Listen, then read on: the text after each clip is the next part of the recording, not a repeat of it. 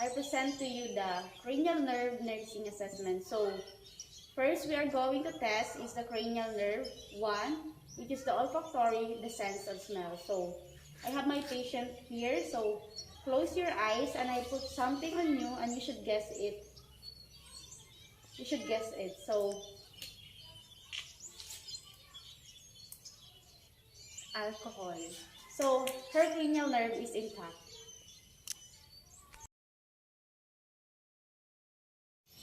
So, next, cranial nerve 2, optic nerve. So, we are going to be doing 2 tests. So, first, look at the confrontation visual field. We are going to be looking into the peripheral vision. So, first, we are going to test our peripheral vision by doing the confrontation vision field test. And to do that, we need the patient stand in front of you about arm length away. The patient should cover her right eye and also me, and he should guess what I will show. So, 2, 2, 3. Vice versa. 5, 4, 1. Okay na. Next is the visual acuity to assess. So, next is testing the visual acuity using the Snellen chart. You need to let the patient 20 feet from the chart. Then ask the patient if you wear glasses. No. Then look at the chart and try to read the lowest line. We should cover your right eye. And try to read it. D-E-F-F-O-T-E-C. In the left side. D-E-F-F-T-O-T-E-C.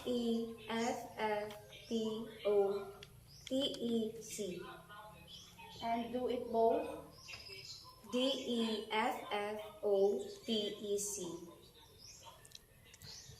So, they read with the both eyes. If they read the line 8, it means that it has a 20/20 vision, and it means that he can see the same line, that letters, the 20 feet that the person with the normal vision can see at 20 feet. However, if his left eye read the line 6, which is 20/30, that would mean that his left eye sees the 20 feet that the person with normal vision would see at 30.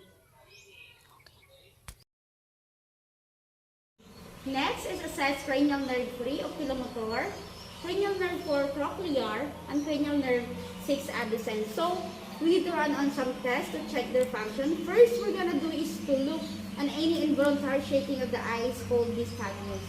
So, in order for us to do that, we need to use our pen light.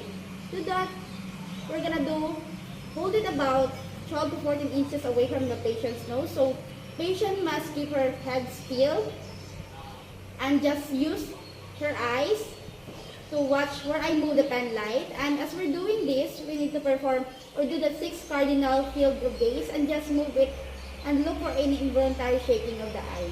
So like this.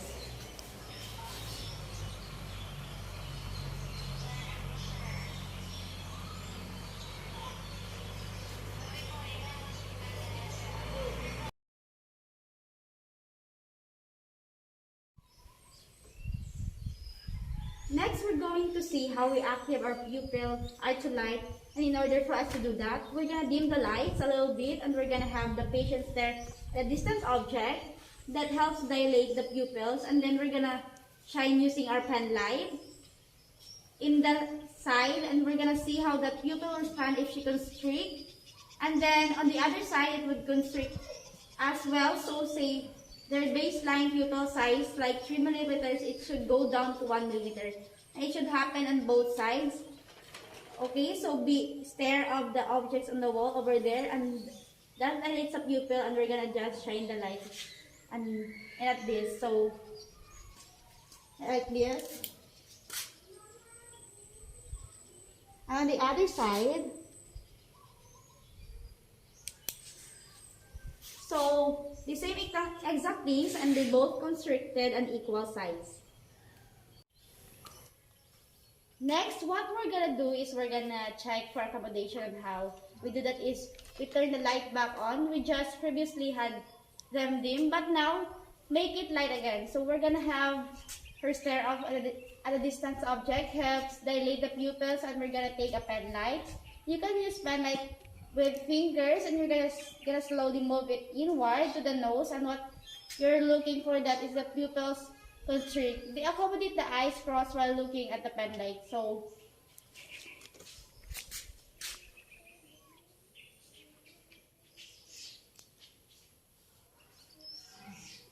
after that, we can document, because we just check all of the things with the eyes. We can document that the pupils are equal, round, reactive, to lie and accommodate.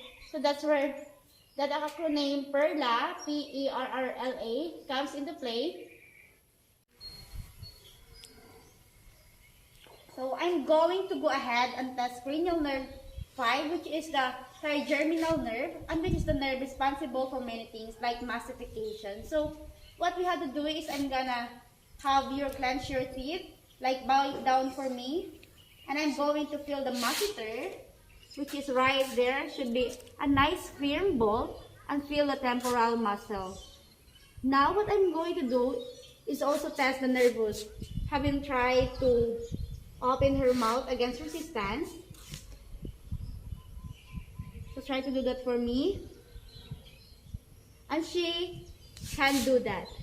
While we're here, we're gonna go ahead and look at the facial expression test. Cranial nerve 7, which is the facial nerve check. So I should tell the patient to close your eyes tightly for me and open them up. Then let them smile for me. Then frown and puff out your cheeks. Okay, he did that with ease so that the cranial nerve is intact. Next, we're going to test cranial nerve 8, the vestibulocochlear. What I'm going to do is include one of his ears and then whisper 2 words on the other side. She needs to tell me what I said, and I'm gonna include this one. So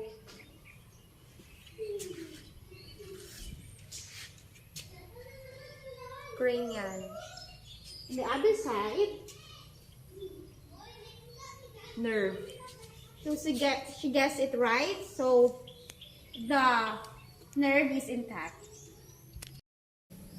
Next, what we are going to assess is the cranial nerve 9, the glossopharyngeal, uses the tongue compressor. So the patient should say ah, open your mouth, and what you want to is that uvula to move up, and we just gonna test the gag reflex and sort of just gonna poke a bit back there and elicit the gag reflex. So okay, there you go. The tags are really good. And next is the cranial nerve 10. The vagus nerve is intact because it's able to talk, wasn't talk to me without hoarseness, and her able to swallow. Next is we're gonna test the cranial nerve 11, the accessory nerve. So what we need to do is move your head side by side, up and down. Then try to shrug against my resistance.